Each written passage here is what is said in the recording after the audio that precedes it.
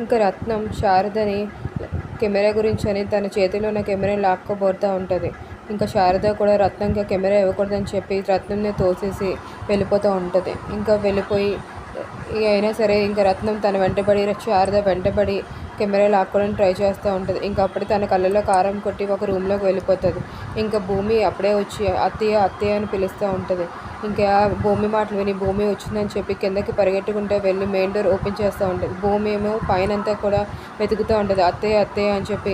తను వచ్చేటప్పటికే కింద అన్ని వస్తువులను చంద్రవదనగా పడుతూ ఉంటే భూమి టెన్షన్ పడుతూ ఉంటుంది. ఏం జరిగిందో అత్తయ్యకి అని చెప్పి ఇంకా వెంటనే పైకి వెళ్ళి మొత్తం పైన అంతా వెతుకుతూ ఉంటుంది. ఇంక ఇక్కడ చూస్తే కాలింగ్ బెల్ ఎవరో కొడితే భూమి ఏమో అనుకొని ఇంకా శారద డోర్ ఓపెన్ చేస్తుంది. డోర్ ఓపెన్ చేసిన వెంటనే ఒక ముసుగు వ్యక్తి శారద మీదకి బుల్లెట్ల వర్షం కురిపిస్తాడు. ఇంకా సౌండ్కి పైనుంచి భూమి అత్తయ్య అనుకొని కిందకి దిగుతూ ఉంటుంది. ఇంకా అప్పటికే శారద బుల్లెట్లు వెళ్ళి తన గుండెలో దిగేటప్పటికి అలా వెనక్కి కూలబడిపోతూ ఉంటుంది రక్తంతో పాటు. మొత్తం ఈ నిమిషాల్లో జరిగిపోయేటప్పటికి భూమి పరిగెట్టుకొని వచ్చి చూసేటప్పటికి మొత్తం అంతా కింద రక్తంతో తడిచి ఉంటుంది. నేలంతా అందులో పడి ఉంటుంది శారద అయితే. ఇంకా భూమి అయితే అత్తయ్య అత్తయ్య అని పిలుస్తూ ఉంటుంది. ఇంకా కొనోపరితో ఉన్న శారద కూడా భూమి భూమి అనుకొని పిలుస్తూ ఉంటుంది.